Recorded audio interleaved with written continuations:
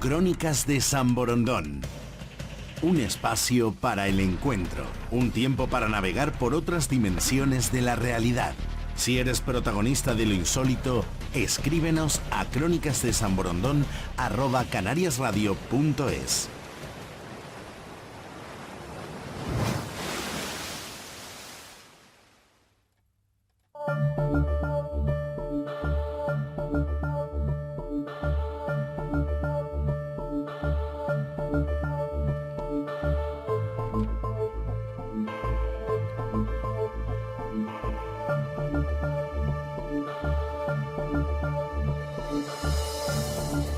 La verdad es que podríamos definir los siguientes minutos como contenido premium de Crónicas de San Borondón, y no exageramos, porque la próxima semana, en cuestión de unos días, la isla de Gran Canaria, el municipio de Santa María de Guía, se va a convertir en la sede del cuarto Congreso Internacional de Ciencia y Meditación, del 28 de noviembre al 1 de diciembre. Una oportunidad para conocer los efectos, el poder transformador que tiene en lo individual, pero sobre todo en lo colectivo, la práctica de la meditación en ámbitos tan diversos como la salud, la educación, el ámbito judicial.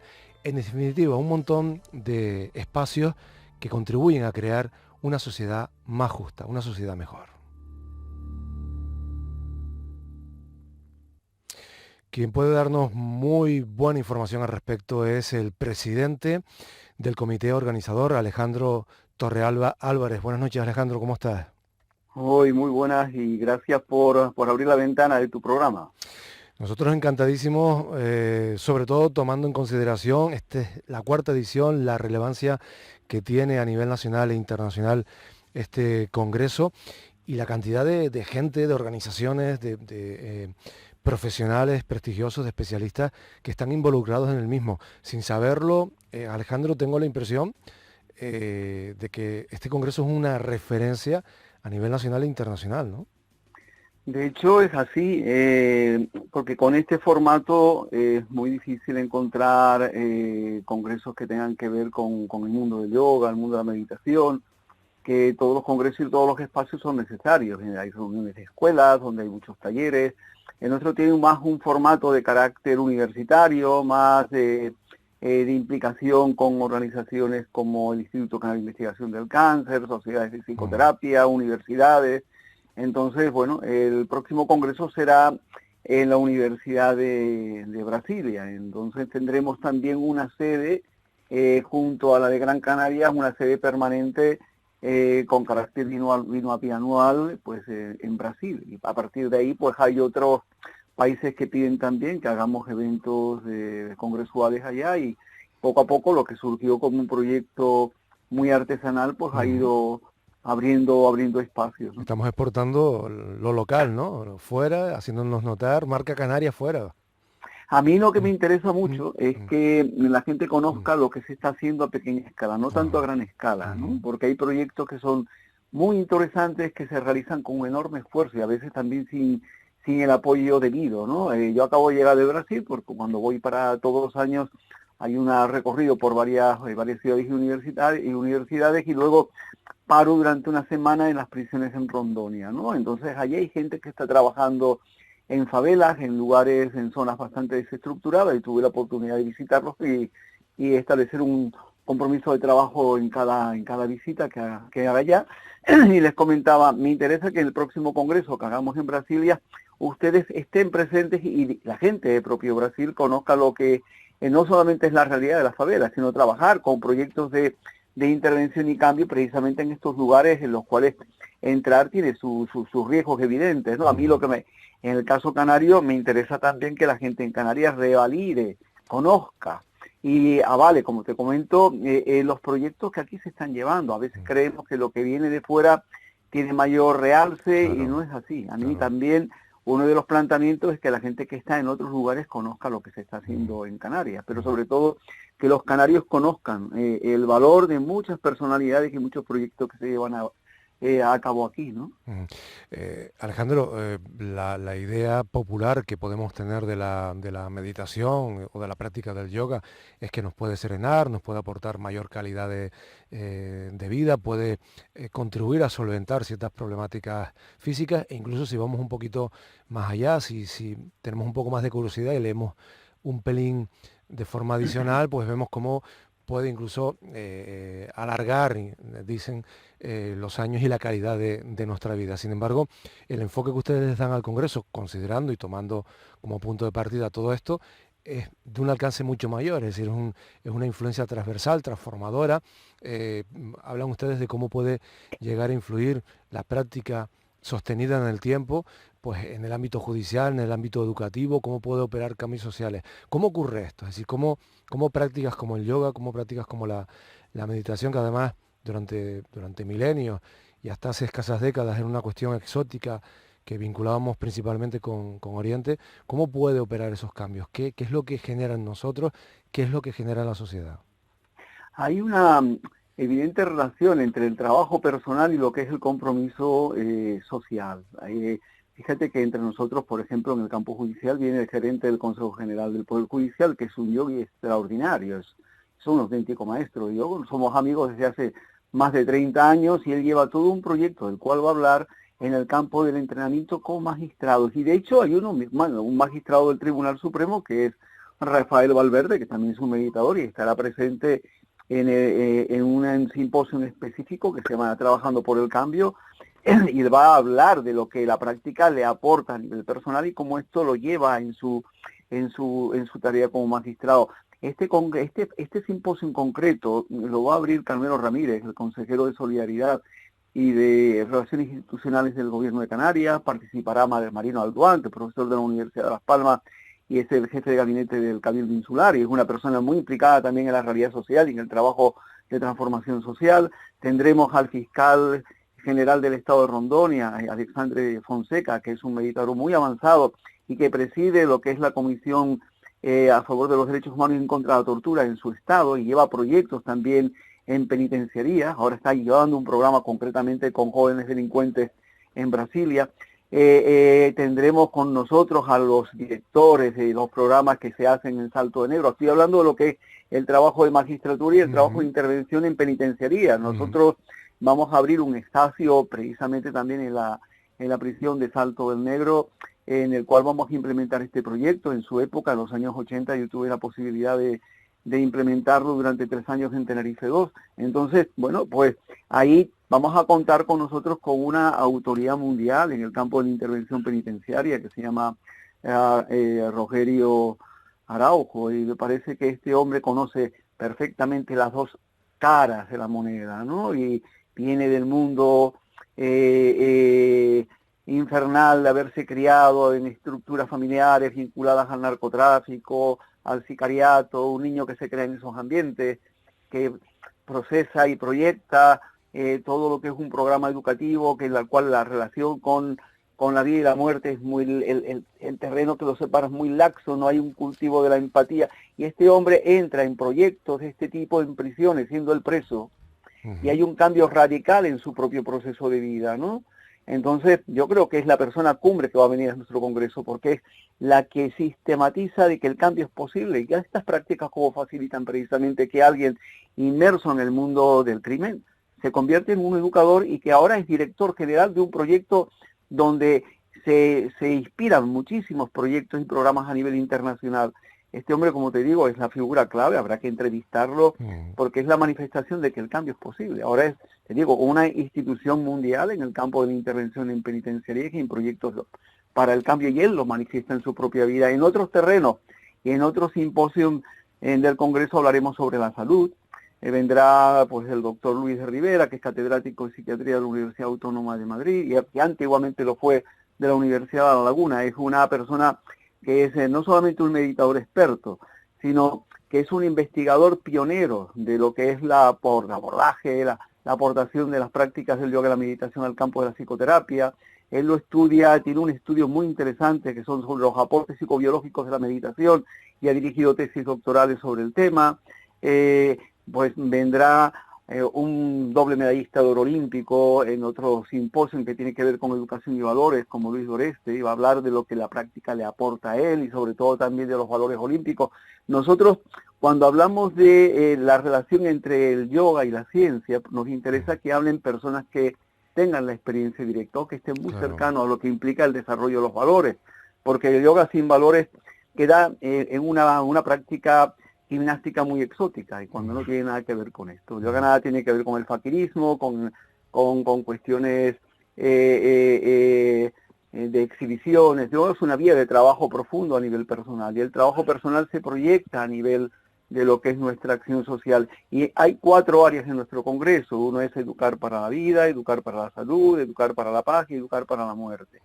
Y uno de los simposios concretos tiene que ver con educación y valores en el deporte. Yo le doy mucha importancia a todo lo que es el trabajo deportivo, porque ahí tenemos una evidencia de cómo determinados colectivos, por ejemplo la selección alemana tiene un entrenador específico de yoga y meditación. Vaya. Aquí van a hablarse de cómo las prácticas también se aplican en la NBA. Vendrá un doctor en ciencia física, es experto en el trabajo deportivo y hablará de este tema. Tendremos profesores de la Universidad de Las Palmas que son catedráticos de educación física y el deporte, y hablarán de lo que es el entrenamiento físico, lo que es la educación física y la construcción de un mundo relacionado con el acercamiento hacia la paz, el diálogo, la concordia. Tendremos entre nosotros también a alguien muy querido, tanto en Tenerife como en Gran Canaria, como Eduardo Ramos, que fue jugador de la Unión Deportiva y jugador del Tenerife, y que ahora es profesor de la Universidad de Las Palmas, en la Facultad de Educación Física y el Deporte, y va a hablar del programa de educación en valores en el fútbol base que llevan los antiguos jugadores de la Unión Deportiva de Las Palmas, los veteranos.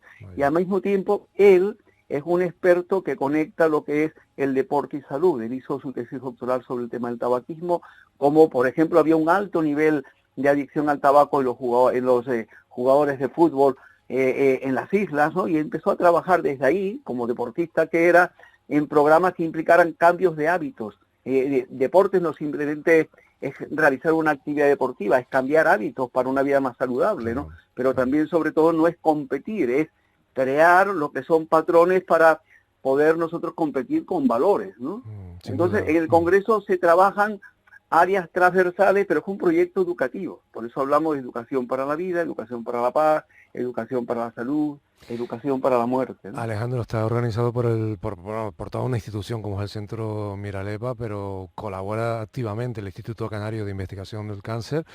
Y bueno, y después hay muchas entidades que colaboran, que es necesario mencionar, la propia Universidad Fernando Pessoa, que va a ser la sede de este evento, el ayuntamiento de la localidad que lo acoge, el de Santa María de Guía, la Universidad Internacional de la Paz de Brasil, la Sociedad Canaria de Medicina Integrativa, la Federación Española de Sociedades de Medicina Integrativa, la Fundación Francis Navarro, la Fundación Claudio Naranjo, por cierto, igual hasta se lo dedican este año a Claudio, que nos dejó hace muy poco, ¿no? La Fundación Sí, Claudio Yoga, es el presidente Claudio de Naranjo honor, estuvo, ¿verdad? sí, él estuvo en nuestro anterior congreso, en el tercero. Vaya.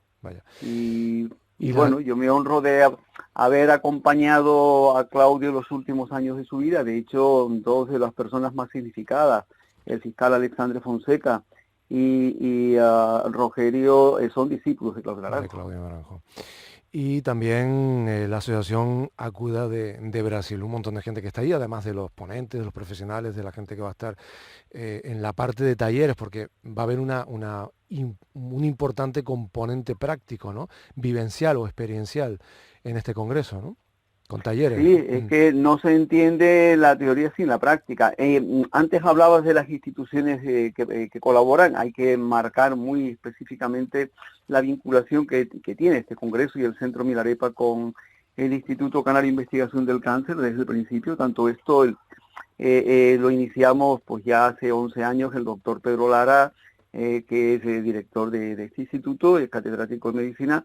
Y en mi caso, nosotros nos veíamos después de nuestras prácticas en el Centro Milarepa, estábamos muy interesados en todo lo que es los aportes de la meditación al campo de la salud, y a través de esos diálogos que establecimos después de nuestra práctica, pues nos vinculamos en un proyecto que ahora tiene esta proyección, y que hay programas que ya alumnos del Centro Milarepa están implementando en centros de salud, en hospitales y demás, y ahora en este caso quien hace posible de que el Congreso se realice es la Universidad Fernando Pessoa, que ha cedido gratuitamente sus instalaciones, que son totalmente nuevas y que está con un equipamiento de lujo, ¿verdad?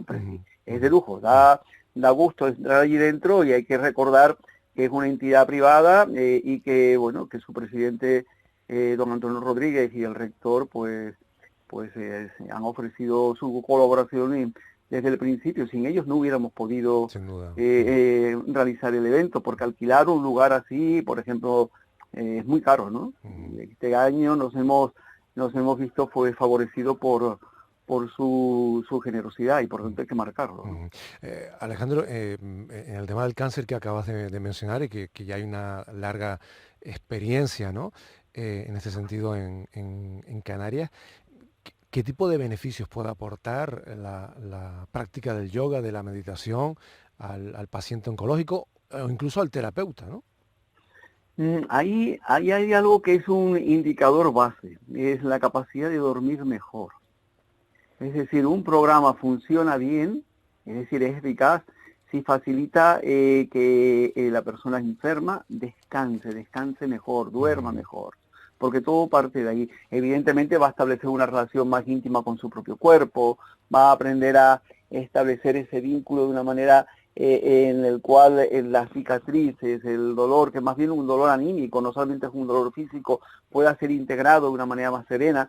Fíjate que estas prácticas no sustituyen, acompañan al tratamiento convencional, que está marcado por los especialistas. Simplemente lo que facilita es que a través de las prácticas respiratorias, a través de las prácticas de relajación, a través de las prácticas de movimientos, posturas, el trabajo psicofísico, a través de la práctica de la meditación, la persona pueda afrontar la enfermedad y el tratamiento de una manera más serena, más conectada con su propio cuerpo, pero sobre todo, que facilite el que su disponibilidad anímica cambie por completo, porque nosotros no vamos a rechazar la experiencia. En la práctica meditativa se trata de estar a lo que venga, pero con un espíritu más constructivo y una relación más sana en relación a nuestro propio cuerpo.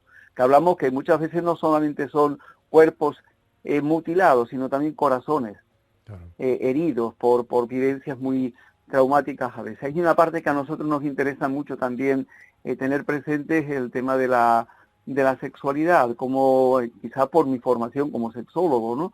Es como es un aspecto que se olvida incluso de tocar en los congresos. En los congresos de este tipo no se habla ni de sexualidad ni se habla de muerte. La gente muere, la muerte es parte de la vida, y hay que educar para poder vivir de una manera consciente y poder despedirnos de este trance, de esta vida, de una manera serena. Y hay que acompañar en este proceso entre que surge la enfermedad y puede acontecer a lo largo de los años que la muerte se va acercando en el tiempo. Pues hay que educarnos precisamente para poder despedirnos con dignidad, ¿no? Y luego tampoco se toca el tema de las relaciones afectivas y el tema de las relaciones sexuales. Hay algo que a nosotros nos preocupa mucho, es decir, el alto nivel de mujeres que se ven abocadas a vivir solas la enfermedad, porque a veces los hombres se les van y ellas siguen con sus compromisos familiares y viviendo la situación de la enfermedad totalmente solas. Por eso hay una conferencia que se llama Mujer y Soledad, Mujer y Enfermedad, experiencias vividas desde la soledad, ¿no? Entonces, la vida afectiva es algo muy importante, porque no hay nada que active más el sistema inmune que sentirnos bien acompañados, y no hay nada que genere precisamente la elevación de endorfinas que un buen orgasmo. Cuando una vida afectiva y una vida sexual está bien cuidada, la persona, aunque esté enferma, pues evidentemente ese tono vital, esa ganas de seguir vivo, le acompaña y le estimula, y es un factor tremendamente potente a la hora de afrontar la situación y salir adelante. Yo me encuentro con mujeres, por ejemplo, que se ven abocadas a tener relaciones sexuales con el marido, con la pareja, aún no queriéndola por el miedo de que la pareja se vaya con otra. Claro.